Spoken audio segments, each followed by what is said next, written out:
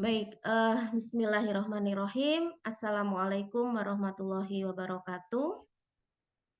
Waalaikumsalam warahmatullahi wabarakatuh. Ya, selamat siang semuanya. Jadi pada kesempatan siang hari ini kita akan melaksanakan eh, kuliah ya, praktikum mikrobiologi dan parasitologi untuk acara yang keempat dengan judul Teknik Isolasi Bakteri.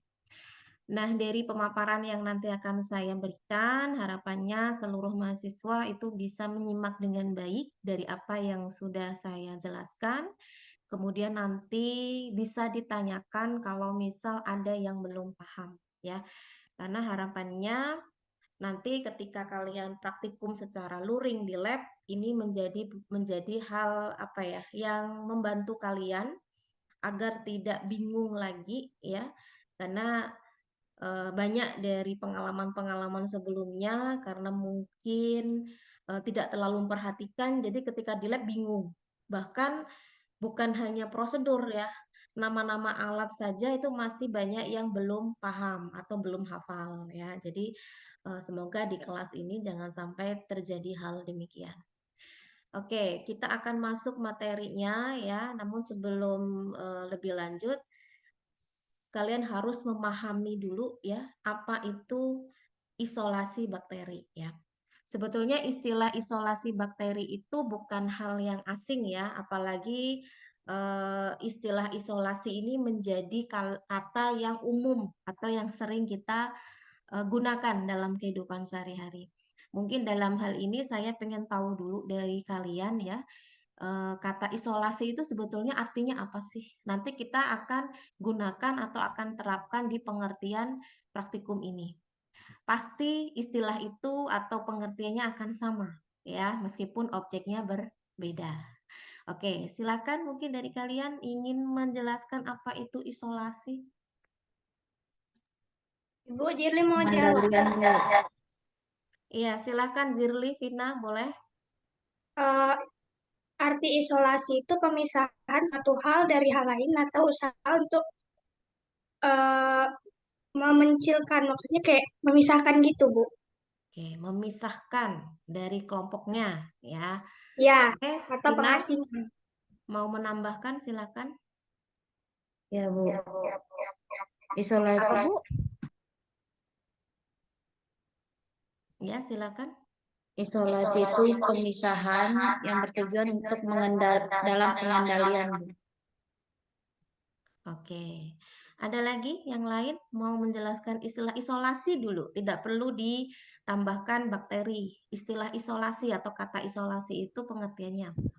Siska Bu, Ya, silakan Siska. isolasi itu kayak ini nggak sih Bu, pencegahan gitu. Pencegahan untuk hal apa ini? Pengendalian. Kalau misalkan Pengendalian. kalau isolasi itu kayak pencegahan supaya kita tuh nggak terpapar salah satu bakteri mungkin atau nggak bisa lagi jaringannya.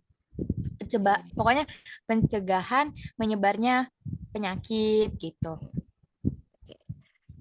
Memisahkan, kemudian pencegahan, Pengendalian. ya, pengendalian.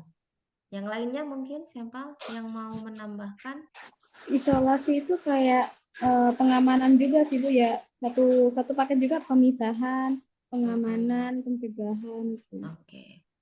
Secara umum betul, apalagi kita baru saja tahun 2020 ya, diserang oleh virus COVID-19 ya, bahwasanya istilah atau kata isolasi itu bukan suatu hal yang asing ya, apalagi itu sudah makanan kita sehari-hari ya, mendengar isolasi mandiri dan lain-lain. Kenapa itu perlu dilakukan ya? Karena sebetulnya istilah isolasi itu kan memisahkan diri kita dari kelompok tertentu. Kita nggak boleh ketemu A, nggak boleh ketemu B ya. Untuk proses penyembuhan kita sendiri juga supaya orang lain yang ada di lingkungan kita itu tidak infeksi atau tidak tertular. Itu objeknya manusia. Berarti manusia itulah yang melakukan proses pengamanan dirinya sendiri ya, atau pencegahan supaya tidak tercampur dengan yang lainnya. Nah, dalam hal ini kan kita menggunakan istilah isolasi bakteri. Berarti yang menjadi objeknya adalah bakteri. Berarti bakteri itu memisahkan diri dari kelompoknya. Nah, itu kita ambil pengertian di situ. Meskipun tujuannya berbeda. Tujuannya bukan supaya tidak terinfeksi atau tertular, tapi tujuannya supaya betul-betul yang ada di dalam tempat itu adalah bakteri yang kita inginkan. Bakteri yang tidak tercampur dengan yang lainnya. Supaya apa? Kita bisa memanfaatkan. Nah, itu konteksnya ya. Jadi istilah isolasi itu betul ya, memisahkan diri dari kelompoknya, dari lingkungannya, dia berada di tempat sendiri, tetapi bukan berarti tidak disesuaikan dengan kebutuhan hidupnya. Bayangkan saja kalau manusia itu mengalami isolasi mandiri pada saat lagi gempar-gemparnya COVID-19 ya, nggak dikasih makan, nggak dikasih minum, apalagi obat-obatan, ya tentu akan mati sia-sia begitu ya. Artinya memang meskipun itu sedang dalam proses pemisahan diri, bukan berarti tidak didukung, support ya dari segi nutrisinya. Nah, sama, bakteri pun juga begitu. Meskipun dia dipisahkan dari kelompoknya, kita tetap harus menyediakan segala fasilitas nutrisi yang harus terpenuhi supaya tidak mati. Nah, itu juga sama ya konsepnya. Oke, kita masuk ke pengertiannya ya. Jadi di sini sudah jelas sekali ya istilah isolasi bakteri karena objeknya adalah bakteri berarti proses memisahkan atau memindahkan ya mikroba tertentu dari lingkungannya. Jadi kita pengen mengambil suatu mikroba yang memang itu spesifik dari kelompoknya, dari lingkungannya. Kemudian yang sifatnya itu di alam terbuka kita buat atau kita hidupkan di tempat yang khusus yang memang kita sediakan. Nah, tadi kan kita menyebutkan meskipun kita memisahkan bakteri itu dari lingkungannya, jangan sampai lupa kita menyediakan nutrisinya. Nah, kalau bakteri ini kan memang nutrisinya terpenuhi melalui apa? Melalui media ya. Jadi media yang memang kita sediakan di dalamnya sudah kita siapkan apa-apa yang dibutuhkan. Jadi tidak hanya sekedar mengambil tapi juga memelihara. Nah, kemudian apa yang kita lakukan itu memiliki tujuan yang seperti apa? Nah, tujuannya itu untuk memperoleh kultur murni atau yang kita kenal dengan istilah biakan murni. Nah, yang namanya murni itu kan berarti tidak ada campuran yang lain, sama. Bakteri pun juga begitu. Ketika istilah kultur murni berarti bakteri itu spesiesnya tunggal. Tidak ada spesies-spesies yang lain, tidak ada bakteri-bakteri yang lain. Jadi kita ingin mendapatkan memang betul-betul itu adalah biakan murni. Apalagi kalau biakan murni itu nantinya akan kita gunakan atau kita manfaatkan. Seperti pertemuan yang sebelumnya ya di yang teori, saya sudah menjelaskan manfaat dari mikroba ya. Salah satunya bisa kita manfaatkan metabolis sekundernya, di mana bakteri itu ternyata bisa menghasilkan zat-zat metabolisme yang kita kenal dengan metabolis sekunder ya. Misalkan untuk kita ambil vitaminnya ya yang memang bisa kita manfaatkan untuk vitamin atau mungkin kita manfaatkan untuk obat dan segala macamnya. Nah, itu kalau kita tidak kulturkan dulu, kita akan sulit untuk mendapatkan jenis bakteri yang memang spesifik bisa menghasilkan yang kita inginkan. Nah, oleh karena itu istilah biakan murni ini pengertiannya adalah kultur yang mengandung hanya sebuah spesies tunggal dari mikroorganisme. Jadi tidak mengandung spesies-spesies yang lain. Jadi kalau misalkan kita analogikan dengan seseorang yang harus menjalani isolasi mandiri, berarti hanya orang itulah yang berada di dalam ruangan. Atau sesama yang mengalami infeksi COVID-19 gitu ya. Tidak ada yang lainnya. Nah, sama bakteri pun juga begitu. Jadi bakteri yang sejenis sajalah yang berada di kultur tersebut ya. Nah, namun yang perlu diperhatikan juga ya, selain kebutuhan dari bakteri tersebut yang memang harus kita sediakan di dalam medianya ya. Jadi ada beberapa hal yang perlu kita perhatikan. Karena kalau kita melakukan pemeriksaan mikroorganisme itu dikatakan susah-susah gampang. Kenapa susahnya? Kenapa gampangnya? Kalau susah, ya kita menghadapi makhluk yang tidak terlihat oleh mata. ya. Artinya kita harus membutuhkan alat yang bisa melihatnya. Kalau itu sifatnya dalam bentuk bakterinya mati.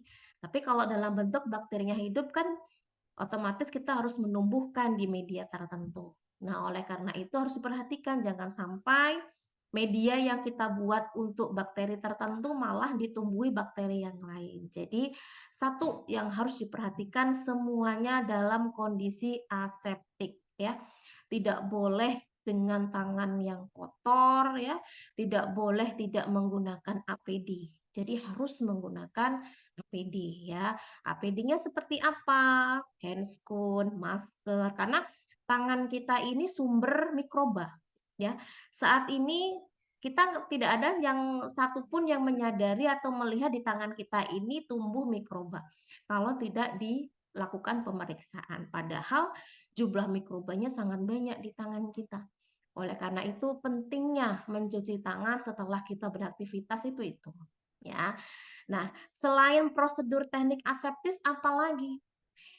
Media yang digunakan. Nah, ini yang saya sebutkan di awal tadi ya. Media yang dibutuhkan oleh si bakteri itu harus mengandung makanan kesukaannya. Jangan sampai nanti kita menyediakan makanan yang tidak dibutuhkan oleh mikroba. Sama saja, mikroba tidak akan doyan begitu ya. Kemudian selain itu apalagi? Teknik isolasinya. Nah, ini akan kita pelajari di pertemuan kita. Teknik isolasi sangat menentukan keberhasilan kita menumbuhkan bakteri. Ya, ada beberapa teknik yang nanti akan saya jelaskan ya. Boleh milih salah satunya ya, kita sesuaikan saja dengan kebutuhan. Kemudian setelah kita melakukan tekniknya seperti apa, kita juga harus bisa menentukan sumber koloni atau biakan yang akan kita gunakan. Sumbernya dari mana? Apakah dari air ya, apakah dari tanah, apakah dari udara ya. Ternyata udara kita ini tuh juga menjadi sumber mikroba. Makanya kalau di rumah sakit itu secara ISO-nya dalam setiap beberapa waktu itu harus dilakukan pemeriksaan batas normal ya udara yang ada di rumah sakit. Jangan sampai nanti udara di rumah sakit itu banyak adanya mikroba. Akhirnya yang sakit semakin nambah sakit, yang tidak sakit malah ikut-ikutan sakit. Nah, itu ISO yang memang harus secara K3-nya gitu ya. Keselamatannya itu juga harus diperhatikan. Nah, makanya pihak rumah sakit itu harus menyediakan waktu untuk memeriksa ya, mengambil sampel di udaranya itu ditangkap pakai cawan Petri gitu nanti ditumbuhkan ada nggak bakterinya, kalaupun toh ada masih dalam kondisi normal atau tidak jumlahnya.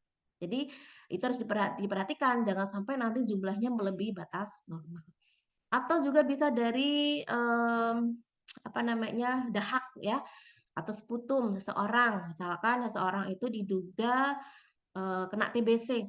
Jadi kita nggak bisa menyebut seseorang itu kena TBC kalau belum ada hasil pemeriksaan lab. Jadi jangan bilang mentang-mentang badannya kurus gitu ya, batuk-batuk 1 bulan nggak kelar-kelar, kita langsung bilang, oh itu TBC, TBC, belum tentu.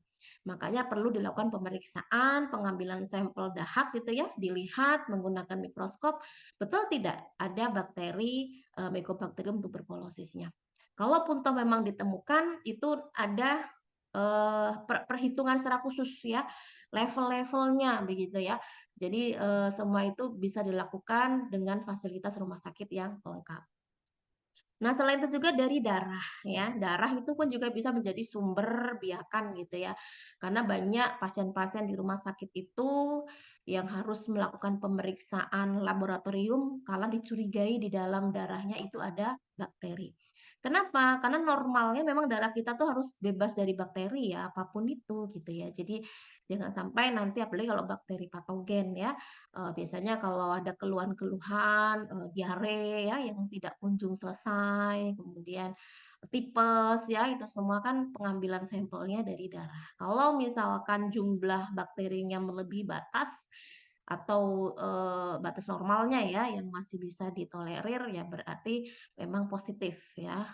Biasanya juga ditambahi dengan pemeriksaan leukositnya yang meningkat begitu ya karena biasanya infeksi itu kan ditandai dengan adanya leukosit yang meningkat itu tandanya kalau tubuh kita sedang melawan sumber infeksi. Leukosit itu menjadi sumber imun kita yang menjadi penghalang si sumber infeksi masuk ke dalam tubuh kita. Nah, kemudian setelah kita menentukan sumbernya itu dari mana ya, kita setelah fix ya, misalkan saya mau ngambil sampelnya itu dari makanan misalnya. Saya pengen tahu nih makanan ini tuh aman nggak sih atau minuman ini aman nggak sih? Berarti sumbernya adalah makanan tersebut ya. Karena ini penting sekali untuk keamanan. Misalkan seperti kosmetik ya, kosmetik itu jangan sampai tercemar oleh mikroba. Bahaya sekali ya, makanya biasanya untuk syarat keamanannya itu salah satunya harus uji mikroba yang kita kenal dengan angka lempeng total. Nanti kalian belajar ya bagaimana caranya. Nah, itu juga begitu. Kalau sampai melebihi batas yang sudah ditentukan, maka itu tidak layak untuk digunakan. Nah, setelah kita berhasil ya melakukan isolasi itu, yang selanjutnya adalah bagaimana cara penyimpanannya. Karena harapannya penyimpanan ini harus tepat ya. Kita harus memperhatikan jangan sampai mikroba yang kita simpan itu malah mati gitu ya. Biasanya dilakukan di freezer yang memang khusus ya untuk menyimpan dari mikroba. Karena nanti pada saat tertentu kita membutuhkan mikroba itu tinggal ambil saja, kita kultur ulang atau istilahnya kita remajakan lagi untuk membentuk kultur yang baru gitu ya. Jadi nggak perlu ngulang dari awal. Jadi cukup memindahkan di media yang baru, maka dia akan menghasilkan kultur yang sama dengan sebelumnya. Nah, ini adalah hal-hal yang perlu diperhatikan ya dalam proses isolasi mikroorganisme khususnya bakteri. Nah, untuk tujuan praktikum ya, jelas kalau tujuan praktikum menyesuaikan dengan judul ya. Jadi bagaimana mahasiswa atau kalian itu menguasai teknik isolasi bakteri ya untuk mendapatkan kultur murni. Jadi kalian itu harus bisa mempraktekkan teknik-teknik isolasi dari awal sampai akhir. Meskipun apa yang kita lakukan di lab nanti itu belum memenuhi syarat ya. Artinya masih banyak terjadinya kontaminasi atau apa itu tidak masalah karena yang saya nilai itu bukan hasilnya ya. Karena kalau hasilnya nanti sulit gitu, nggak ada yang berhasil semua gitu ya, karena kondisi di lab kita masih belum bisa dikatakan sesuai dengan standar ya, artinya masih belum steril gitu. Yang penting yang perlu kalian lakukan nanti adalah bagaimana kalian bisa terampil ya dalam penyiapan alatnya, apa saja yang diperlukan, kemudian bagaimana caranya sampai betul-betul kalian sudah dikatakan berhasil begitu ya untuk tahap terakhir. Meskipun mungkin hasilnya nanti belum maksimal. Itu tidak masalah ya. Yang penting kalian bisa melakukan prosedurnya dengan tepat. Karena kita nggak tahu mungkin di antara kalian nanti ada yang mengambil tugas akhir untuk menguji mikroba begitu ya, atau pengen mengetahui potensi antibakteri dari suatu sumber alam, misalkan dari hewan atau dari tumbuhan atau dari yang lainnya ya, atau mungkin pengen mengetahui tingkat cemaran pada suatu kosmetik yang beredar mungkin ya. Karena ini penting sekali begitu. Seorang farmasi itu tidak hanya sekedar bisa membuat sediaan kosmetik, tapi harus juga bisa menstandarkan kosmetik itu agar bisa diterima gitu ya. Akhirnya bisa mendapatkan izin edar BPOM gitu ya. Jadi tidak sembarangan, tidak cuma sekedar bikin-bikin aja nggak ngerti keamanannya. Kalau kalian sendiri masih ragu dengan sediaan yang kalian bikin, apalagi orang lain, makanya harus dipertegas dengan sertifikat ya keamanan seperti itu. Nah, baru laku tuh sediaannya. Jadi kalau cuma sediaan tanpa adanya standarisasi yang salah satunya uji mikroba, jangan harap masyarakat bisa yakin gitu ya. Makanya kosmetik-kosmetik yang saat ini sudah punya brand gitu ya, pasti akan melalui itu semua. Baru dikatakan aman. Apalagi sekarang masyarakat sudah mulai melek dengan keamanan ya, ada checklist BPOM gitu ya, yang itu sudah mulai disosialisasikan secara merata, jadi harapannya tidak banyak masyarakat kita yang tertipu dengan kosmetik abal-abal ya, artinya memang itu perlu ditelaah lebih lanjut, betul nggak keamanannya. Nah, itu tidak hanya dari segi mikroba ya, dari segi kimianya ya, apakah mengandung zat-zat berbahaya, misalkan merkuri atau apa ya, atau logam yang memang itu sangat berbahaya sekali untuk kesehatan kulit kita ya. Jadi memang harus hati-hati. Nah, itu harapannya kita juga tidak tahu di antara kalian nanti ada yang mungkin kerja di industri ya, yang memang berkecimpung di dunia seperti ini. Jadi tidak ada salahnya saat ini kalian menggali ilmu sebanyak-banyaknya untuk bekal kalian nanti ya. Jadi memang harus dipahami betul setiap tahap-tahapannya, karena paling tidak kalian pernah. Karena yang namanya pernah sama yang tidak pernah sama sekali itu sangat-sangat berbeda ya. Tentu ini menjadi pengalaman yang sangat besar untuk kalian, apalagi kelas reguler ya, yang memang basicnya itu tidak dari SMK ya. Jadi memang perlu adanya upaya-upaya khusus ya untuk lebih giat mempelajari setiap mata kuliah yang tersedia begitu. Nah, kembali ke tujuan praktikum ini yang sudah saya sebutkan tadi ya. Jadi kalian itu harus memahami, tidak hanya sekedar memahami, tapi harus melakukan ya. Melakukan teknik isolasi yang benar. Kemudian ini alat dan bahannya ya, sudah saya tuliskan di sini, nanti silakan dicek lagi sesuai dengan di video yang akan saya sharekan ya. Jadi kalian harus menyiapkan cawan Petri ya, jarum ose, jangan lagi nanti kalian bingung cawan Petri itu yang mana sih Bu? Jarum ose itu yang mana gitu ya, jangan sampai seperti itu. Pipet volume ya, kalau pipet volume mungkin kalian sudah familiar ya di mata kuliah lain, misalkan di kimia itu mungkin sudah sering kalian menggunakan ini. Kemudian bunsen, apalagi ini juga sudah sering ya, batang dilgaski. Nah, ini yang mungkin baru kita gunakan pada saat praktikum mikro ya. Inkubator, hot plate, vortex ya, tabung reaksi, neraca analitik, dan korek ya. Nah, di belakang-belakang alat-alat yang berbahan kaca ini kalian perhatikan semuanya dalam kondisi steril.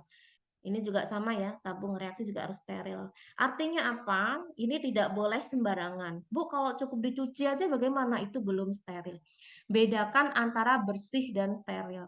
Mungkin kalau kalian lihat piring di rumah yang habis dicuci, kalian melihatnya udah bersih ya. Tapi belum tentu steril ya. Karena kalau bersih itu dari mata penglihatan kita tidak ada noda-noda yang tersisa. Tapi steril itu artinya dengan menggunakan alat mikroskop pun sudah tidak ada mikroba. Kenapa? Mikroba sudah dibuat mati dengan proses sterilisasi ya. Yang biasa kita gunakan misalkan dengan teknik pemanasan ya, menggunakan autoclave atau oven yang sudah kalian simak kayak harapannya videonya di praktikum sebelumnya. Jadi kalian harus bisa mensterilisasikan semua alat-alat yang ada di sini berdasarkan video yang sudah saya sharekan ya. Jadi nanti ketika di lab kalian nggak bingung lagi gimana nih cara sterilisasi cawan Petri, ngebungkusnya bagaimana nih caranya, kenapa sih perlu dibungkus sebelum dimasukkan ke dalam autoclave, itu harus kalian tahu alasannya kenapa ya. Ini untuk alatnya. Nah, untuk bahannya yang perlu disiapkan itu adalah media. Karena kita nanti di lab itu menggunakan media Na ya. Media Na itu padat atau cair? Siapa yang masih ingat? Padat, Bu. Padat ya. Jadi nutrien agar ya, agar itu kan sifatnya memadat ya. Jadi media Na adalah media padat yang nanti akan dituangkan dalam cawan Petri ya, yang apa namanya sudah disiapkan. Kemudian sampel uji. Nah, sampel uji ini pada umumnya memang menggunakan kultur murni ya, tapi karena kita belum ada kultur murni, nanti kita bisa menggunakan kultur murni yang jumlahnya masih banyak ya, artinya perlu kita encerkan supaya tidak menumpuk tumbuhnya. Biasanya kita menggunakan sampel dari bakteri sehat ya, dari Yakult ya, kemudian dari apa namanya yogurt ya, yang memang itu produk fermentasi ya dari susu yang memang menggunakan jasa dari bakteri yang menguntungkan ya. Jadi nanti kita bisa menggunakan itu. Oke, nah ini kita masuk ke teknik isolasinya. Jadi teknik isolasi ada beberapa nih. Ada yang kita kenal dengan teknik isolasi split plate ya, atau yang kita kenal dengan metode sebar. Kemudian ada teknik strict plate, ini metode gores ya. Kemudian teknik pour plate, ini tuang. Ketiga-tiganya mau dipakai semua boleh ya, tapi harus kita seragamkan. Kalau dalam uji mikrobiologi itu dalam satu perlakuan nggak boleh beda-beda. Kecuali kalau kalian ingin membandingkan antara semua metode boleh. Tapi kalau hanya ingin mengetahui proses pertumbuhan mikroba bisa milih salah satu ya. Mau sebar boleh, mau gores boleh, mau tuang boleh. Tergantung dari kebutuhan kita mau seperti apa. Karena tentunya dari setiap metode yang ada ini punya kelebihan dan punya kekurangan ya. Tentunya itu semua yang meneliti lah yang lebih tahu mana yang akan saya gunakan. Nah, satu persatu di sini saya akan menjelaskan dengan metode sebar yang pertama. Kenapa sih disebut dengan metode sebar? Karena memang caranya disebar, tapi tentunya disebarnya tidak sekedar disebar gitu aja, enggak. Semua ada prosedurnya ya. Jadi pengertiannya menggunakan metode sebar ini artinya apa? Menumbuhkan mikroorganisme di dalam media agar dengan cara menuangkan kultur bakterinya dan meratakan ya. Jadi dituangkan, mendiratakan di atas media yang telah memadat. Pastikan media itu memadat dulu ya. Jadi tidak boleh setelah dibuat medianya langsung dituang, nggak boleh nanti nyampur dia. Nah kalau nyampur itu bukan lagi media teknik sebar, udah masuk ke teknik yang lain ya. Jadi kalau teknik sebar itu medianya dipadatkan dulu. Nah kemudian tadi saya menyebutkan setiap metode itu punya kelebihan dan kekurangan ya. Di sini kelebihannya apa metode sebar itu? Dia mampu menyebarkan mikroorganisme yang secara tumbuhnya itu merata di atas permukaan media agar ya. Nanti kalian bisa lihat. Nah, ini pada gambar ya. Nah, ini adalah cawan Petri yang berisi media Na setelah dilakukan metode sebar. Jadi ketika disebarkan ya, saat diratakan untuk sumber biakannya itu setelah diinkubasi begitu ya, dia akan tumbuh seperti ini. Nah, yang bulatan-bulatan kecil-kecil ini adalah koloni. Ya, koloni dari bakteri. Jadi dia bisa merata di seluruh permukaan si media tersebut ya.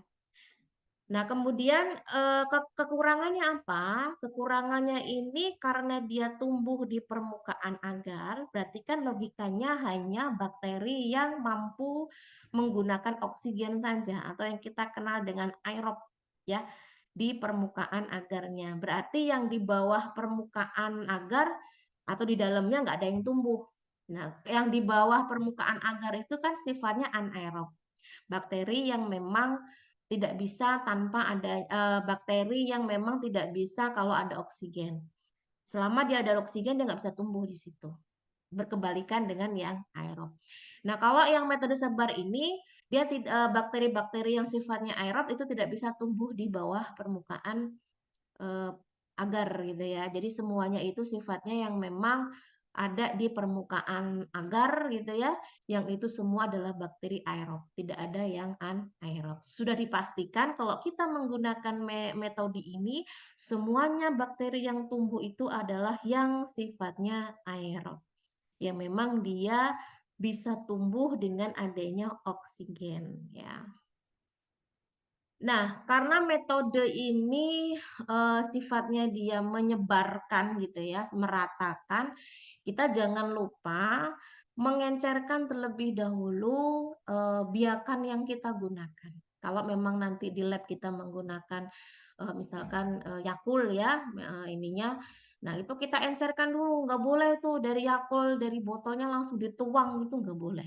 Harus diencerkan dulu. Dan pengenceran itu ada tujuannya, ada caranya. Nah, tujuannya apa? Tujuannya itu untuk memperkecil ya, memperkecil jumlah koloni yang nanti bisa tumbuh di dalam media tersebut. Karena kalau sampai terlalu banyak, terlalu numpuk malah nggak bisa hidup. Ya, jadi kita mencoba memperkecil jumlah koloninya dengan cara pengenceran, yang mana harapannya yang nanti bisa tumbuh di dalam media itu tidak akan melebihi dari 300 koloni. ya. Karena kalau lebih dari 300 koloni, nanti kita tidak bisa melihat antara satu koloni dengan koloni yang lain. Terus akan bercampur ya, saking padatnya gitu. Tapi kalau jumlahnya itu pas ya, kita bisa lihat nih per bulatan-bulatan ini kan koloni-koloni ini, dia akan terpisah satu dengan yang lainnya. Jadi kita mudah saja untuk mengambil satu koloni. Tapi kalau dia memadat semuanya penuh, kita akan sulit dan itu tidak akan bisa dihitung jumlah koloninya ada berapa. Ini sangat menyulitkan sekali kalau kita pengen tahu tingkat pertumbuhan dari bakteri atau juga kita misalkan pengen tahu tingkat cemaran gitu ya. Berapa koloni kalau sampai melebihi sekian itu nggak normal misalkan. Nah, kalau jumlahnya memadat dari semua permukaan ini terpenuhi oleh bakteri, kita tidak bisa menghitung berapa koloni yang tumbuh di sini. Pasti akan tidak terbatas gitu ya, atau tidak bisa dihitung lah bahasanya seperti itu. Makanya perlu dilakukan pengenceran untuk beberapa tahap ya. Nah, ini contohnya untuk setiap prosedurnya ya. Jadi kita siapkan dulu untuk sampelnya yang akan kita tumbuhkan. Ini yang sudah diencerkan ya. Yang sudah diencerkan, kita ambil berapa? 0,1 ml ya.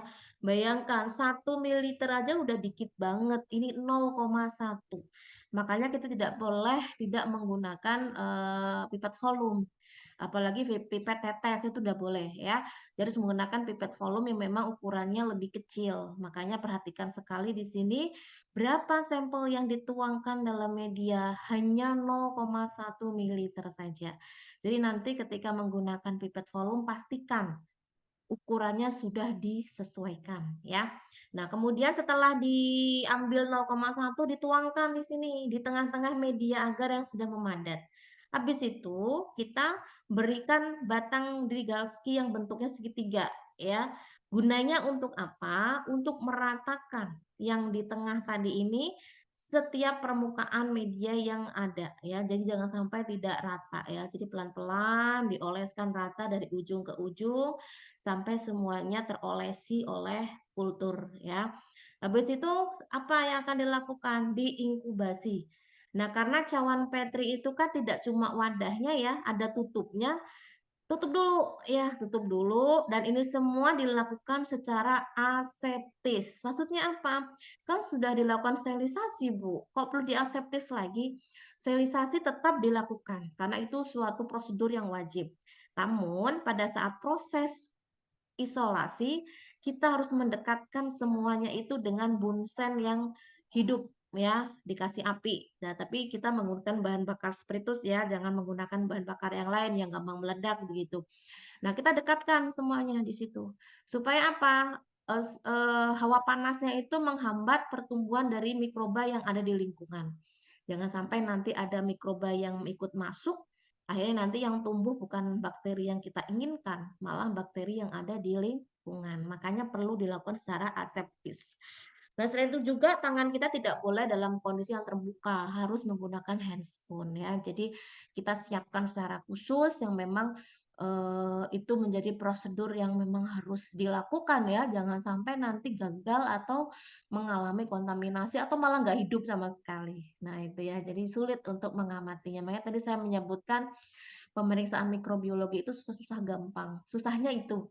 Gampangnya adalah waktunya singkat, waktunya cepat ya. Kalau pemeriksaan bakteri itu mikroba itu paling lama 3 hari.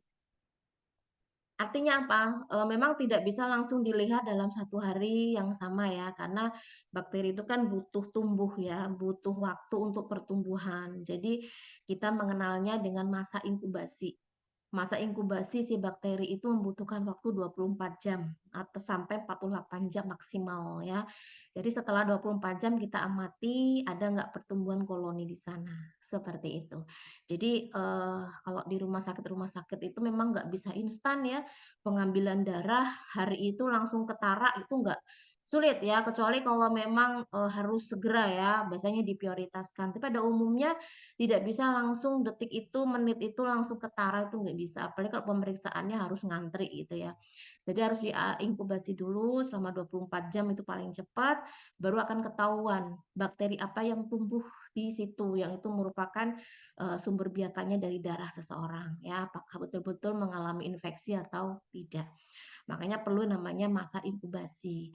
Nah, setelah 24 jam kita amati pertumbuhannya seperti apa. Makanya maksimal pemeriksaan mikrobiologi itu 3 hari, cepet ya. Dan peralatannya juga tidak besar ya, artinya memang sedikit yang dibutuhkan. Kecuali kalau memang jenis-jenis bakteri yang sifatnya patogen banget ya, yang seseorang dikhawatirkan kalau terjadi infeksi silang, makanya dilakukannya di laminar airflow ya, memang secara khusus untuk dia melakukan pemeriksaan, jangan sampai orang yang memeriksa ikut terinfeksi. Karena itu yang berbahaya, infeksi silang ya. Artinya memang dari segi kelengkapan APD harus dijaga betul ya, jangan sampai sembrono dalam hal ini karena terlebih itu adalah bakteri patogen. Namun untuk kita praktikum, saya belum menggunakan bakteri patogen ya, karena kondisi lab kita yang belum support ya. Artinya nanti meskipun kita tidak menggunakan bakteri patogen atau bakteri yang menguntungkan malah, tapi caranya harus seperti kita menangani bakteri patogen. Biar kalian terbiasa untuk tetap steril gitu ya, dalam menjalani setiap aktivitas praktikum. Nah ini hasilnya ya. Jadi setelah diinkubasi selama 24 jam gitu ya, kemudian dibuka gitu. Nah, ini adalah menggunakan suhu 37 derajat Celcius ya, suhunya manusia. Makanya itulah kenapa bakteri lebih cocok tumbuh di tubuh manusia karena memang salah satunya selain nutrisi yang pas buat mereka, itu suhu kita sama dengan yang dibutuhkan oleh bakteri gitu. Makanya kalau kita ingin menyimpan makanan, minuman itu ya, itu jangan sampai suhunya yang membuat bakteri itu malah cepat tumbuh. Kalau memang itu supaya steril ya.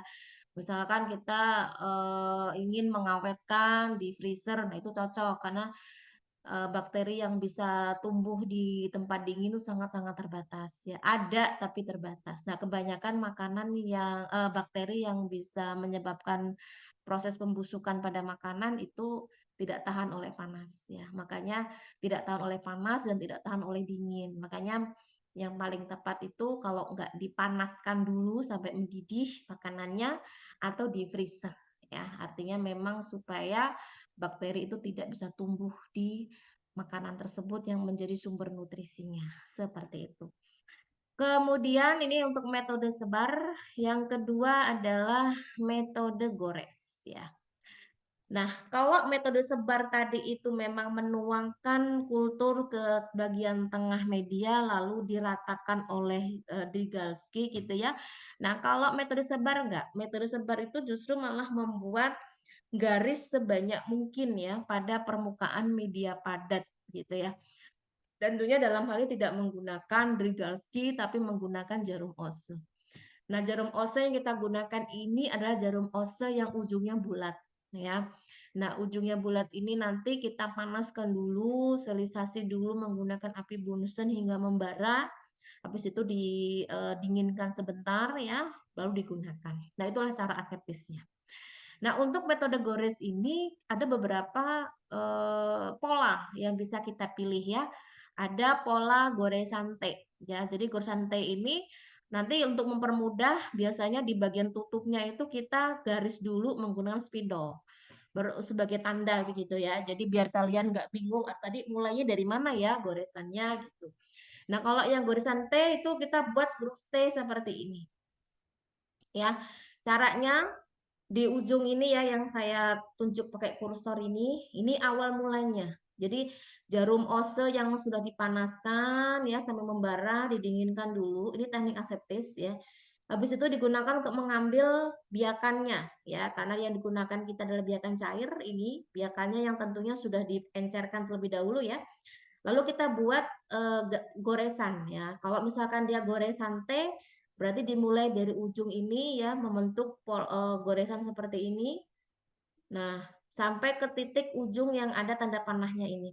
Tapi setelah sampai titik ujung tanda panah ini bukan berarti ngambil sampel lagi. Tetap dilanjutkan membentuk pola lagi yang sama, tapi arahnya dia ke bawah ya. Seperti ini sampai ke titik ujung panah ini. Apakah ngambil lagi? Tidak, diteruskan lagi membentuk pola yang sama sampai ujung. Jadi ini berputar ya, berputar seperti ini sampai memenuhi si medianya. Tapi dia bentuknya goresan ya, membentuk garis sebanyak-banyaknya. Nah, ada juga yang menggunakan metode kuadran. Kalau metode kuadran ini bukan bentuk T yang dibagi 3, tetapi dibagi 4. Tapi kita nomerin dulu nih, biar nggak ketuker. Setelah dibagi 4, ini nomor 1, 2, 3, 4. Jadi urutannya jelas ya. Dari titik ini ya, kemudian kita gores sampai ke ujungnya. Kemudian diteruskan lagi sampai ketemu ujung, diteruskan lagi sampai ketemu ujung. Dan terakhir di kuadran keempat, dibuat polesan lagi sampai ujung. Terpenuhilah semua. Nah, inilah goresan kuadran. Nah, pada contoh ini menggunakan metode goresan kuadran ya. Jadi kita buat goresan 1 ya, kemudian goresan 2, goresan 3 dan goresan 4 begitu ya. Jadi terbentuk ada 4 bagian di dalam media tersebut. Nah, ini hasilnya seperti ini. Nah, ini saya berikan contoh ya, nanti kalian bisa lihat kalau jumlah bakterinya dari awal kali gores sampai terakhir digores itu jumlahnya akan semakin sedikit hingga terbentuk koloni yang terpisah gitu ya. Nah, misalkan goresan T, ini kan bentuknya ada 3 bagian ya. Ini 1, ini 2, ini 3. Yang pertama kalian lihat itu belum terlihat bulatan-bulatannya ya, masih mencampur, artinya jumlah bakterinya masih sangat banyak. Nah, ini kemudian kita kurangi jumlahnya dengan goresan yang kedua. Sudah mulai agak kelihatan berpisah antara satu dengan yang lain, tetapi masih rekat ya, masih nempel kuat. Lalu kita lanjutkan goresan yang ketiga. Nah, ini sudah mulai tipis. Kita lihat ini sudah mulai terpisah ya dengan bagian-bagian yang lain. Nah, ini adalah koloni yang kita hitung. Ya, jadi kalau masih dalam bentuk seperti ini tuh nggak bisa kita hitung, terlalu padat. Nah, ini yang metode kuadran. Kalau kuadran kita lihat ya, yang nomor 1 ini masih sangat-sangat padat. Nomor 2 sudah mulai agak berkurang, tapi masih padat sih ya, masih rekat banget. Yang ketiga ini sudah mulai berkurang, tapi masih kelihatan menyatu dengan yang lainnya. Baru kuadran keempat itu sudah mulai terpisah satu dengan yang lainnya. Nah, itu ya. Jadi kita bisa lihat koloni yang bisa dihitung yang ini.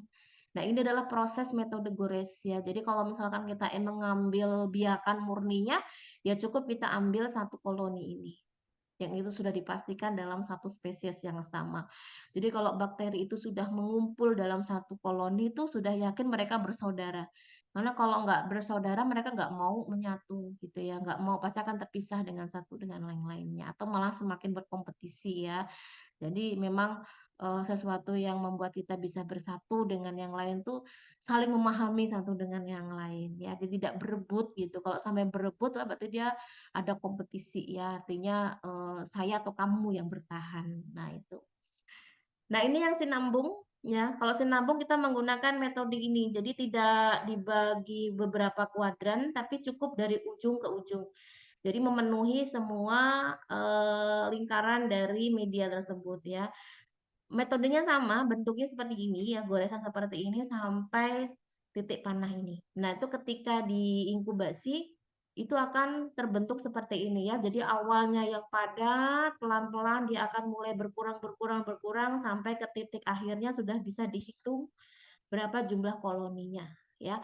Nah, ini satu titik dengan titik yang lain ini satu koloni nih, gampang banget ini ngambilnya ini ya. Jadi kalau masih dalam bentuk padat kayak gini kita nggak bisa mengambil satu koloninya seperti apa. Nah, ini yang metode gores ya. Yang terakhir sebelum masuk ke yang terakhir saya mau ngejelasin pengenceran dulu ya. Istilah pengenceran. Nah, tadi itu kan di awal saya sudah sorry, kelewatan. Oh ya, ini yang ketiga. Nah, metode tuang ya. Tadi itu sudah metode sebar, metode gores, dan terakhir adalah metode tuang. Nah, bedanya dengan yang lain-lain apa? Kalau metode tuang ini media yang digunakan tidak menunggu padat. tapi masih dalam bentuk cair, tapi tidak terlalu panas. Kenapa? Karena kalau dicampur bakteri, bakteri mati semua nanti ya. Jadi paling enggak suhu 40 derajat itu ya sudah mulai agak dingin, tapi belum memadat. Nah, caranya adalah ketika media itu masih dalam bentuk cair, si biakan itu segera dituangkan ya. Jadi ini kalian lihat, kita ambil sampel cairnya ya, kita masukkan ke dalam cawan Petri. Lalu di cawan Petri itu kita tuangkan media cair yang belum memadat tapi suhunya sudah turun. Jangan sampai suhu yang masih 90 derajat Celcius kita tuangkan. Nah, itu nanti bakterinya mati semua gitu ya. Paling ke 40 derajat Celcius itu sudah mulai dituangkan, lalu di mix ya. Jadi digoyang-goyang gitu ya, membentuk angka 8 ya. Lalu dibiarkan dia mencampur ya. Jadi antara bakteri sama media itu jadi satu. Kalau yang sebelumnya itu kan medianya bakterinya kan tumbuhnya di atas media ya. Kalau yang tuang itu campur ya. Nah, setelah diinkubasi kita lihat perbedaannya. Nah, ini dikatakan dia lebih menguntungkan kalau kita ingin mendapatkan dua jenis bakteri yang berbeda. Misalkan yang satunya aerob, yang satunya anaerob. Berarti ada yang tumbuh di permukaan media, ada yang tumbuh di bawah permukaan media. Nah, kalau dia tumbuh di permukaan media, ini berarti yang sifatnya aerob. Tapi kalau dia tumbuh di bawah permukaan media, itu berarti dia anaerob, begitu ya. Jadi metode ini tepat sekali untuk menumbuhkan mikroba aerob dan anaerob, begitu ya. Yang artinya memang tergantung dari apa yang kita butuhkan. Nah, ini lebih bisa dikatakan beda ya dengan yang lainnya. Kalau yang lain-lainnya kan media ditunggu padat dulu baru digoreskan atau baru disebar gitu ya. Nah, tapi kalau pada metode ini enggak, dicampur malahan antara media dan bakteri. Nah, itu nanti kita akan praktekkan semua. Jadi kalian harus menguasai cara-cara metode sebar itu seperti apa ya. Metode gores juga seperti apa, kemudian metode tuang juga seperti apa ya. Jadi jangan sampai tertukar. Metode coba kalian lakukan proses metode tuang ya, kalian lakukan metode gores, nah kan nggak nyambung ya. Jadi kalian harus pahami metode tuang itu seperti apa, gores seperti apa, sebar itu seperti apa. Alat-alatnya juga beda ya. Kalau jarum Ose itu digunakan untuk metode gores. Kalau di Galsky itu digunakan untuk metode sebar ya. Nah, sedangkan kalau tuang itu nggak membutuhkan alat bantu seperti itu, cukup digoyang-goyangkan saja, dia akan bersatu sendiri. Nah, itu ya. Jadi memang harus ada pemahaman secara khusus ya untuk membedakan satu metode dengan metode yang lain. Nah, saya akan menjelaskan dulu ya mengenai pengenceran. Tadi masih ingat ya, kenapa sampel yang kita gunakan itu harus diencerkan dulu, tidak boleh langsung. Misalkan saya mau mengamati sampel dari bakteri Yakul. Udah Bu, langsung aja saya tuang aja biar ringkes gitu ya, biar simple gitu ya. Kenapa nggak boleh begitu? Ada yang bisa menjelaskan ulang?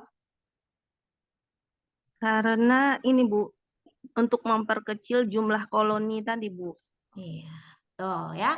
Untuk memperkecil jumlah dari bakterinya. Karena apa? Kalau misalkan jumlahnya berlebihan, sangat sulit kita mengamati koloni. Sedangkan pertumbuhan mikroba itu yang diamati adalah koloninya. Kalau koloninya nggak ada, kita nggak akan bisa mengamati pertumbuhan mikroba. Nah, koloni yang tumbuh itu tidak boleh terlalu banyak. Kalau terlalu banyak nanti numpuk dia ya. Jadi kayak kayak semua permukaan media itu terpenuhi semua, ditutupi semua oleh bakteri. Makanya perlu dilakukan pengenceran. Nah, namanya pengenceran itu disebut dengan pengenceran bertingkat. Maksudnya apa bertingkat ya? Jadi sampel itu hanya diambil satu kali di awal. Nah, jadi betul ya tadi pengenceran itu tujuannya untuk memperkecil jumlah mikroba ya. Jangan sampai nanti jumlah pertumbuhannya sangat padat gitu ya, populasi sangat banyak sehingga sulit untuk diamati pertumbuhannya. Nah, pada umumnya dilakukan 5 kali pengenceran bertahap. Kita kenal dengan pengenceran 10 pangkat minus 1, 10 pangkat min 2 sampai 10 pangkat min 5.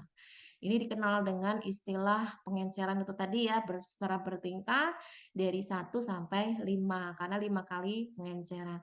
Bagaimana Bu kalau 3 kali pengenceran? Ya berarti hanya sampai ke 10 pangkat min 3.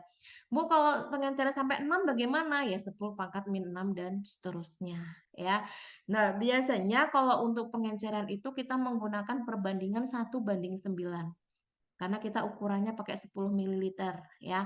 Jadi 1 ini adalah jumlah atau ukuran sampel ujinya atau biakannya. 9 itu adalah pengencernya. Jadi pengencerannya kita bisa menggunakan Aquades ya, steril tapi ya dalam kondisi yang memang tidak terkontaminasi. Nah, kita bahas satu persatu. Tentunya semua harus bergantian ya. Pengenceran 1 maksudnya apa? Pengenceran 1 itu kita ambil sampel sebanyak 1 ml. Kita tuangkan ke dalam 9 ml Aquades. Nah, ini adalah perbandingannya ya. 1:10, sorry 9 ini ya, bukan 10 ya. 1:9, ini berarti 10 pangkat min 1 ya.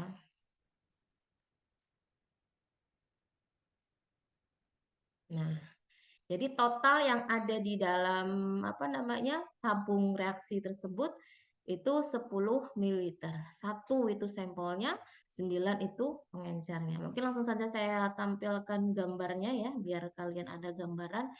Nah, ini.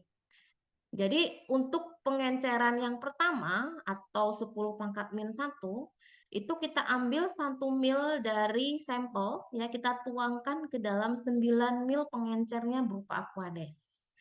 Jadi kita campurkan kan total 10, semuanya 10 ml ya, kita mix gitu ya, kita kocok gitu sampai dia menyatu, kemudian kita lakukan pengenceran yang kedua. Nah, ini pengenceran yang pertama. Nah, pengenceran yang kedua, tidak lagi kita mengambil sampel yang awal. Kita ambil sampel dari pengenceran yang pertama. Nah, inilah yang kita sebut dengan istilah pengenceran bertingkat. Karena dari satu tabung ke tabung yang lain. Kita menggunakan prinsip perbandingan 1:9 itu tadi ya. Jadi 1 itu adalah sampelnya, 9 mili itu adalah pengencernya. Jadi 1 kita ambil dari pengenceran yang pertama, masukkan ke dalam 9 mil pengencernya. Ini disebut dengan pengenceran kedua. Nah, yang pengenceran ketiga juga sama. Siapkan 9 mili pengencer ya. Kita ambil 1 mil dari pengenceran kedua. Kita mix gitu ya, jadilah pengenceran yang ketiga. Nah, 4, 5 juga sama ya. 4 sediakan 9 mil pengencer, kita ambil 1 mil dari pengenceran ketiga, kita masukkan ke sini. Dan juga begitu dengan pengenceran kelima ya, 9 mil kita sediakan pengencernya, kita ambil 1 mil untuk dimasukkan. Nah, kalau kalian lihat dari perubahan warna yang ada sudah ketara. Dari yang awalnya pekat menjadi awalnya yang nggak pekat ya, yang sudah mulai agak transparan begitu. Nah, ketika ini ditumbuhkan di media tertentu lalu diinkubasi, akan nampak pertumbuhan seperti ini. Ya, kalau misalkan dia tidak dilakukan pengenceran sama sekali, dia akan ngeblok seperti ini ya, tebal. Ini nggak bisa kita hitung jumlah koloninya. Pengenceran kedua juga begitu, tapi sudah mulai berkurang. Ya, pengenceran ketiga sudah mulai berkurang. Sampai pengenceran keempat sudah mulai kelihatan jumlah koloninya, sampai ke pengenceran kelima itu jumlahnya berkurang. Ya, jadi kesimpulannya kalau kalian encerkan sampai 6 kali, 7 kali, lama-lama nggak ada di dalam media tersebut karena sudah hilang itu tadi ya. Nah, kalau yang sudah terbentuk bulatan-bulatan yang terpisah, ini sebetulnya sudah bisa kita hitung. Jadi bisa saja kalau pengencerannya 4 kali, 5 kali itu boleh ya. Yang penting jangan sampai cuma 1 kali itu 2 kali. Kalau sampai 1 kali 2 kali itu sudah dipastikan populasinya masih banyak banget ya, artinya sangat sulit kita amati. Jadi kalau misalkan kita pengen mengetahui keamanan suatu produk begitu ya, kalau pengencerannya cuma 2 kali nanti kita nggak bisa menentukan berapa jumlah bakteri yang tumbuh. Akhirnya kita tidak bisa menstandarkan ya berdasarkan aturan yang sudah ditetapkan seperti itu. Nah, ini penting sekali kalian pahami karena memang dalam hal ini tidak dibutuhkan proses kehati-hatian ya. Jangan sampai dalam prosesnya justru malah apa yang bakteri yang tidak kita inginkan itu malah tumbuh di situ. Makanya perlunya teknik aseptis yang tepat ya. Jadi kita di sini belajar untuk disiplin gitu ya, mencuci tangan, kemudian menggunakan masker ya, karena jangan sampai nanti bakteri yang ada di tangan kita bermigrasi ke situ. Kita mungkin pengujiannya sambil ngobrol gitu ya, apa yang ada di bagian mulut kita ikut masuk ke situ. Nah, akhirnya malah mengganggu proses pemeriksaannya. Nah, ini untuk prinsip pengenceran ya. Jadi nanti kita waktu praktikum kita akan melakukan tahap pengenceran bertingkat ya. Jangan sampai nanti kalian salah prosedur gitu. Yang Bu, pengambilan sampel itu hanya 1 kali saja di awal ya. Bagaimana? mau tanya Bu, jadi yang ini nih Bu ya, yang sampel yang kedua ini kan ambil 9 mili, terus tuh ngambil dari yang hasil pertama ini tadi Bu ya, 1 mili. Iya, tapi Oh, pengencernya jadi beda-beda seterusnya ya. seterusnya. Iya, Oh, ini. jadi pengencernya masing-masing. Jadi ini sediakan, biasanya kita masukkan dulu Aquades sebanyak 9 mili di tabung reaksi ya. 9 mili ya, berarti 1 milinya itu ambil di tabung sebelumnya. Kecuali yang pertama, kalau yang pertama ini ngambil dari sampel awal. Diambil 1, nanti dikocok gitu ya dengan kuat sampai dia menyatu atau homogen. Baru nanti yang kedua ini 9 milinya ditambahkan 1 mili dari tabung sebelumnya. Begitu seterusnya. Sampai ke pengenceran terakhir. Jadi tidak ada istilah pengambilan sampel lagi. Cukup di awal saja. Jadi dia saling bertingkat ya. Jadi dari 1 ke 2, 2 ke 3, 3 ke 4, 4 ke 5 dan seterusnya. Seperti itu. Nah, bagaimana cara menghitung koloninya kalau misalkan kita sudah melakukan pengenceran ke-5, kita tumbuhkan, ternyata bakterinya yang dihitung ada 4 ya, 1, 2, 3, 4, maka kita bisa menggunakan istilah perhitungan berdasarkan tingkat pengenceran. Jadi kalau di sini kan ada 4, berarti 4 koloni dikali berapa jumlah pengencerannya? 5. Berarti dikali 10 pangkat 5 bakteri. Jadi diduga sejumlah koloni yang tumbuh ini jumlahnya adalah 4 kali 10 pangkat 5 bakteri. Jadi itulah kenapa dalam satu koloni ini maksudnya bukan satu jenis bakteri. Tapi banyak sekali bakteri yang ada di dalam satu koloni. Berarti kan kalau kita mampu melihat koloni bakteri itu kan berarti dia tidak hanya satu tunggal sel ya, beberapa sel bakteri yang ada di situ, maka kita mampu untuk melihat.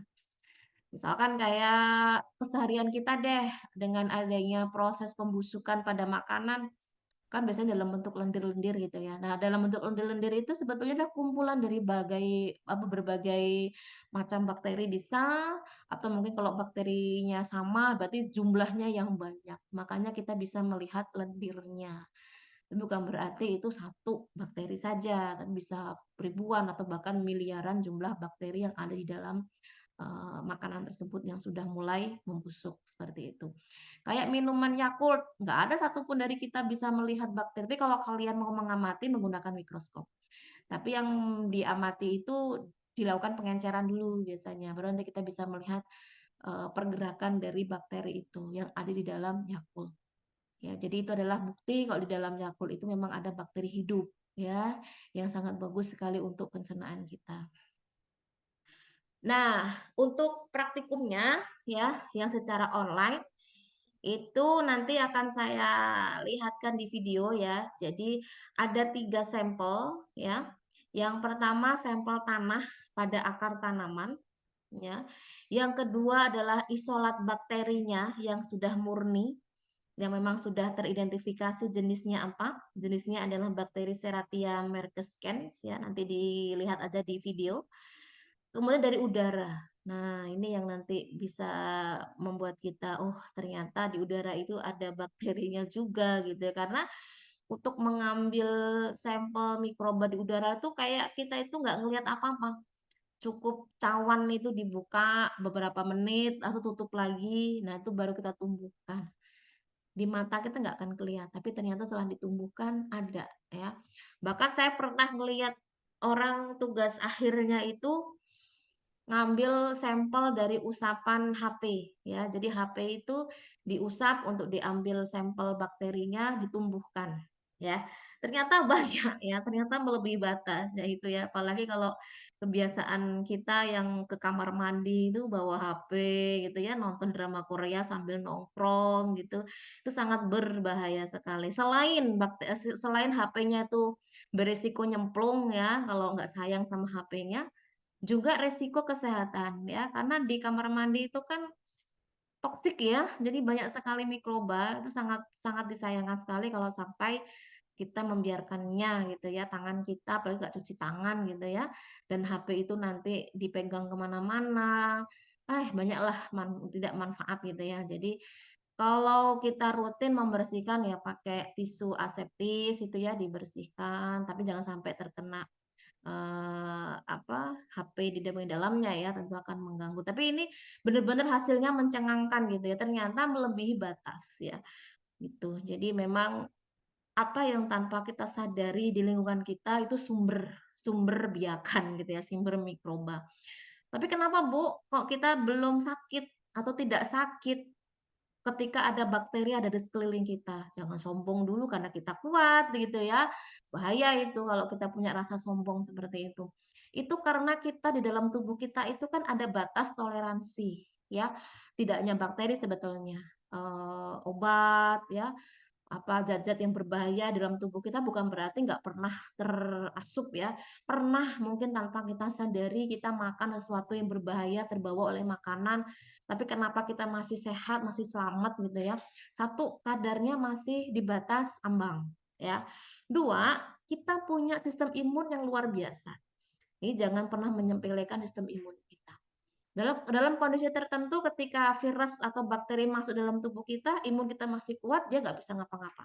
Tapi ternyata ketika imun kita drop, kita langsung sakit. Nah, itu kan menandakan kita sulit bisa bertahan kalau tanpa adanya bantuan sistem imun.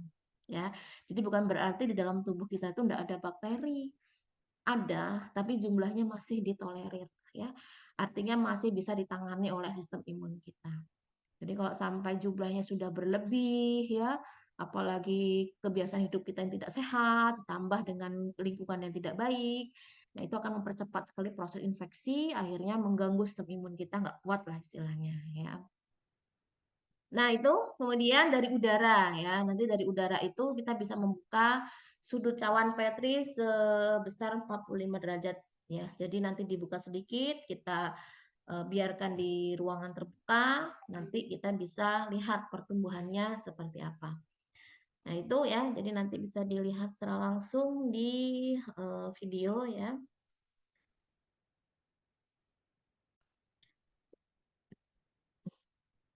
Oke, mungkin bisa saya putarkan ya videonya, silakan bisa disimak.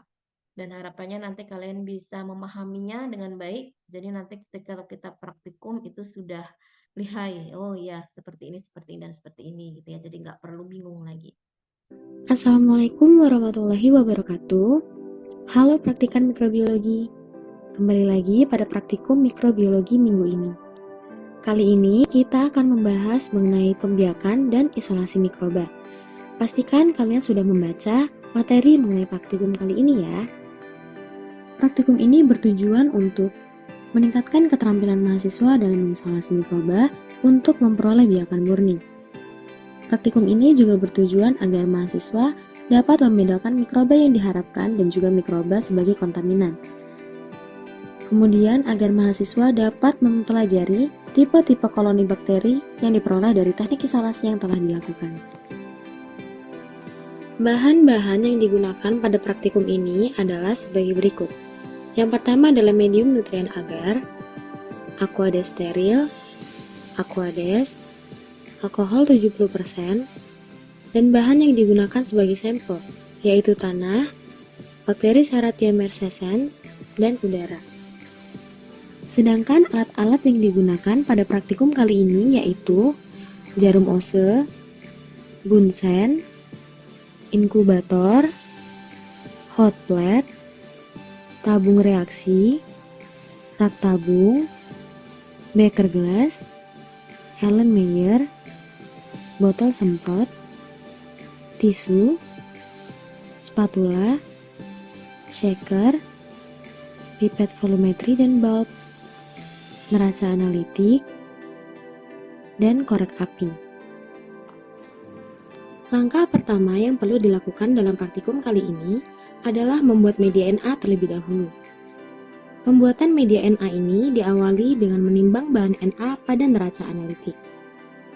Pada praktikum ini, dibuat media dengan 28 gram bahan Na yang kemudian dilarutkan pada 1 liter aquades.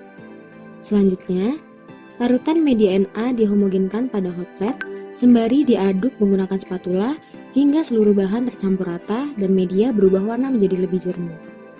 Lalu, pindahkan media yang telah homogen tersebut pada Erlenmeyer dan sterilkan menggunakan autoclave selama 15 menit.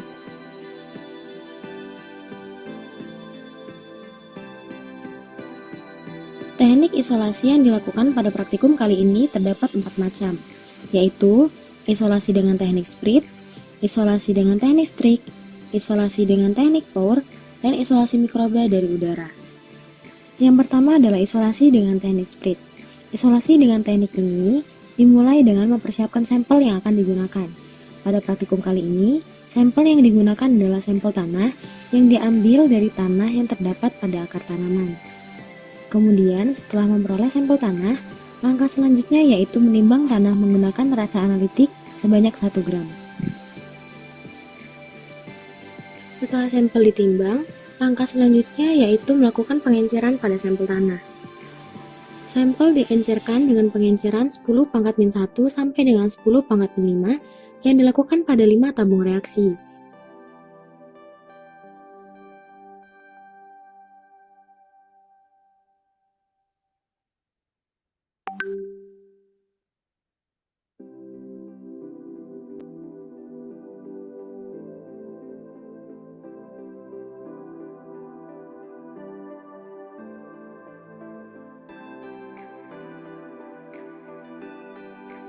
Lalu tuangkan aquades steril sebanyak 9 ml pada masing-masing tabung reaksi. Kemudian, masukkan sampel tanah sebanyak 1 gram pada tabung pengenceran 10 pangkat min 1.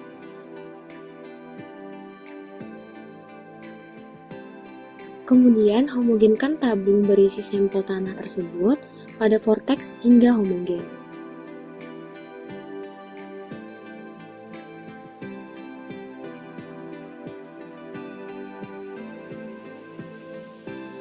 Setelah homogen, langkah selanjutnya yaitu mengambil sampel dari tabung pengenceran 10 pangkat min 1 sebanyak 1 ml, kemudian tuangkan ke dalam tabung pengenceran 10 pangkat min 2.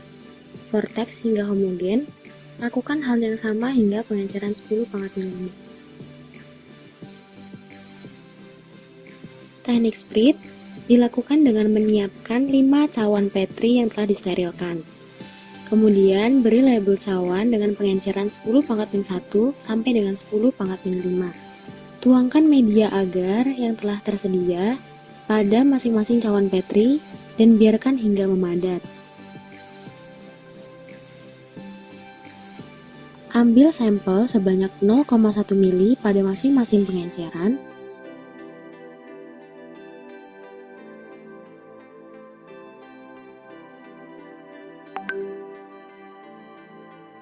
Kemudian tuangkan pada masing-masing cawan Petri sesuai dengan label yang tertera.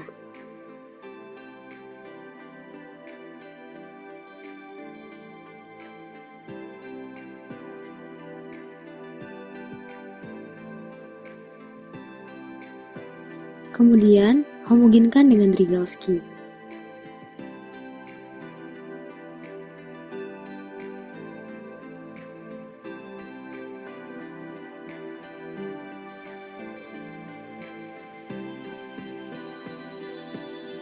Kemudian tutup bagian tepi cawan Petri dengan menggunakan plastik wrap.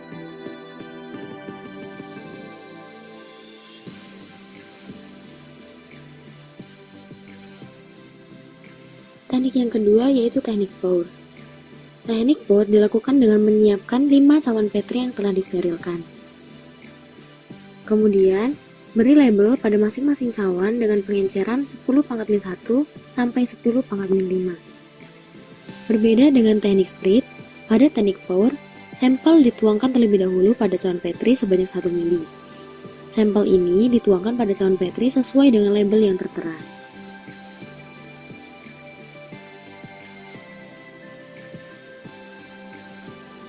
Kemudian barulah dituang media agar yang masih cair ke dalam cawan Petri tersebut.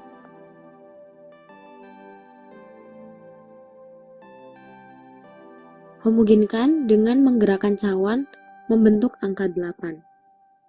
Teknik isolasi yang ketiga yaitu teknik Strik. Pada teknik Strik, sampel yang digunakan adalah isolat murni dari bakteri Serratia mercescens. Teknik Strik ini dilakukan dengan menyiapkan cawan Petri steril.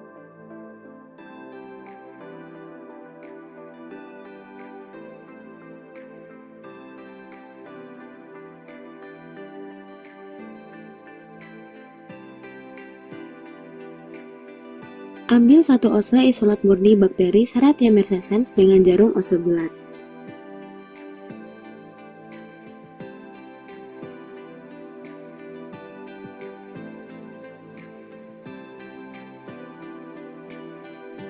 Kemudian, goreskan jarum ose pada media yang telah padat dengan tipe goresan kuadran.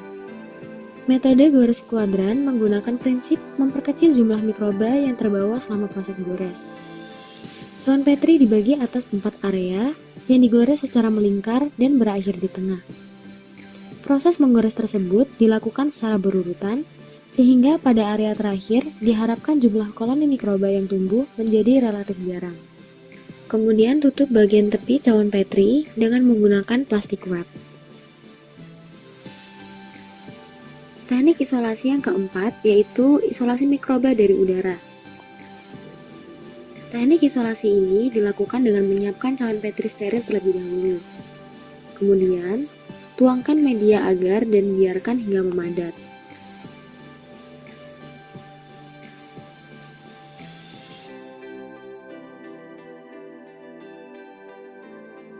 Setelah memadat, buka tutup cawan membentuk sudut 45 derajat selama 10 menit pada tempat atau lokasi yang telah ditentukan.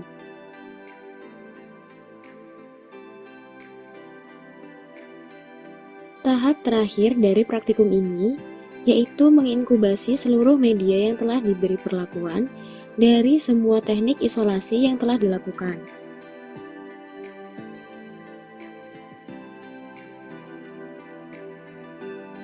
Teknik sprit, pour, dan udara diinkubasi pada suhu 37 derajat Celcius selama 24 jam.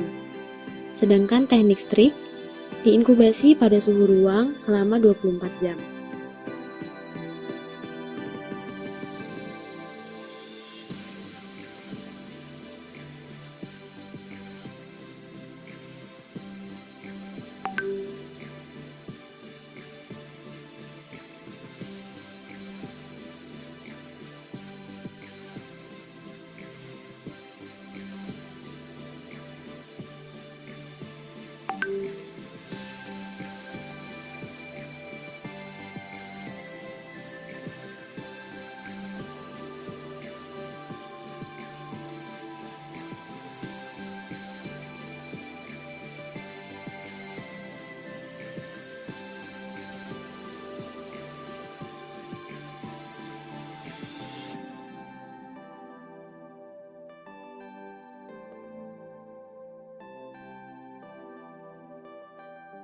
Sekian praktikum mengenai bab pembiakan dan isolasi mikroba. Terima kasih telah mengikuti praktikum dengan baik. Kami akhiri. Wassalamualaikum warahmatullahi wabarakatuh. Assalamualaikum. Oke, dari video yang sudah disimak, ada yang mungkin masih belum paham atau bagaimana? Bisa disampaikan atau bisa kita diskusikan ya, karena waktunya sudah hampir pukul 15.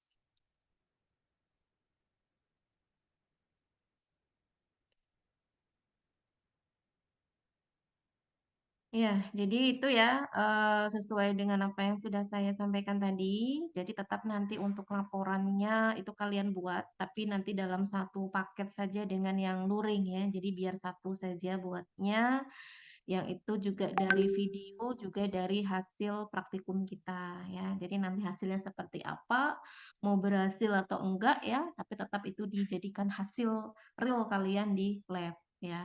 Nah, kalau untuk secara daringnya atau videonya itu nanti bisa kalian lihat ya di file yang nanti saya sharekan di Google Classroom untuk formatnya sekaligus pembahasannya seperti apa saja yang perlu dijelaskan di situ ya. Nah, ini jadi untuk pembahasannya bisa kalian lihat poin-poinnya. Sebelum pembahasan mungkin ada di sini ya prosedur kerja, alat-alat dan bahan ya. Jadi silakan kalian tulis alat bahannya apa saja di sini. Kemudian prosedur kerjanya seperti apa, lihat di video gitu ya. Kemudian hasil pengamatan. Nah, ini kalau yang hasil di video seperti ini. Nah, nanti kalau untuk hasil di lab itu nanti akan ada tabel sendiri ya. Jadi yang saya tulis ini adalah yang dari video. Jadi sampel bakteri, metodenya apa, pengenceran keberapa, kemudian foto koloni kultur. Nah, ini dapatnya dari mana, Bu? Nah, ini dari video yang di-sharekan tadi, itu silahkan kalian screenshot ya, untuk setiap masing-masing pengenceran.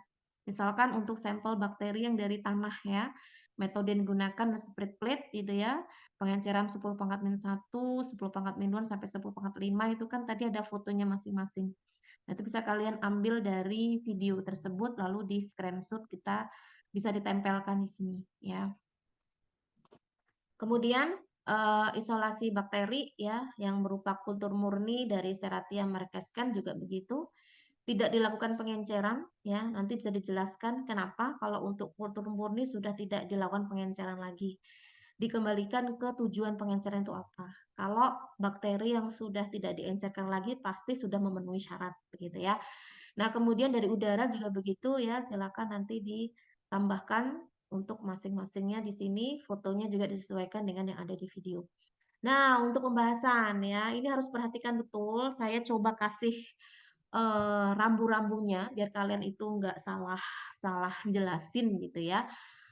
Di sini yang jelas yang pertama kalian uraikan dulu tujuan praktikumnya apa, kemudian persiapannya apa saja sebelum dilakukan pemeriksaan. Kemudian setelah dijelaskan persiapannya, lalu kalian jelaskan secara spesifik mengenai teknik isolasi yang ada di video. Misalkan yang pertama itu jelaskan dulu pengertian isolasi itu apa, tujuannya apa, kemudian pengertian masing-masing teknik yang dijelaskan di video ya, dari sebar, tuang, gores, itu kalian jelaskan masing-masing pengertiannya apa. Kemudian penjelasan secara rinci prosedur isolasi dalam bentuk uraian ya yang dilakukan misalkan pada pemeriksaan digunakan media kultur yaitu Na. Nah, mengapa menggunakan Na? Kenapa tidak menggunakan LB dan lain-lain ya? Dan misalkan proses inokulasi sampel ke dalam media harus dilakukan di dekat api bunsen. Tujuannya apa? Nah, ini kita kaitkan dengan teknik aseptis itu tadi. Kenapa proses pemeriksaan atau pengujiannya harus secara aseptis? Biar apa? Nah, secara aseptis kan tadi didekatkan dengan api bunsen. Nah, itu kalian bisa jelaskan di situ. Lalu kalian jelaskan juga ya tentang kelebihan kekurangan masing-masing metode itu seperti apa. Lalu di video itu kan sebelum sampel bakteri yang berasal dari tanah itu kan dibiarkan di dalam media ya. Nah, sampel dari tanah tersebut harus dilakukan pengenceran. Nah, pengenceran itu tujuannya untuk apa? Nah, itu tadi sudah dijelaskan di awal ya. Kemudian penjelasan mengenai pengenceran bertingkat itu apa? Nah, di video itu berapa tingkat? Apakah 1 tingkat, 2 tingkat, sesuai dengan pengencerannya berapa kali, begitu ya.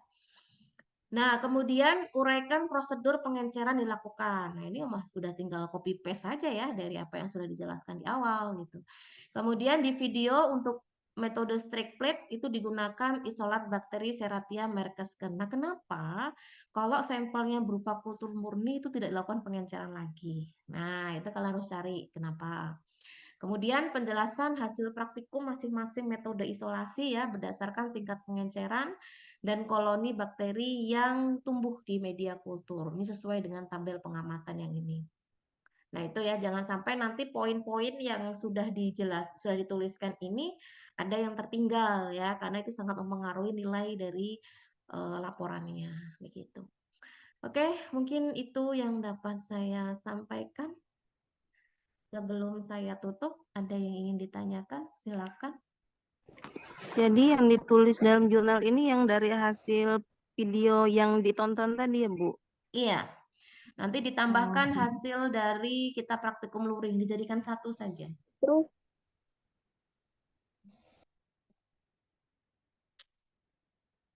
Oke, sebelum saya tutup, silakan on cam dulu. Saya mau ambil rekod untuk semua yang hadir ya, biar ketara orang-orangnya.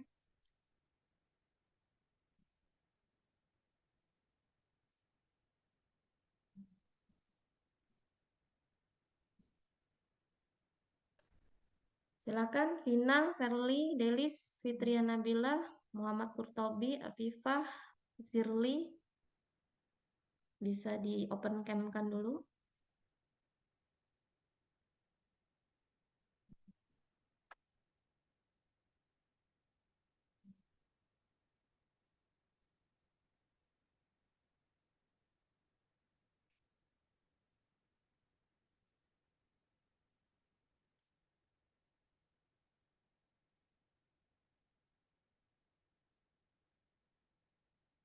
Oke, dalam hitungan ketiga ya. 1, 2, 3. Oke.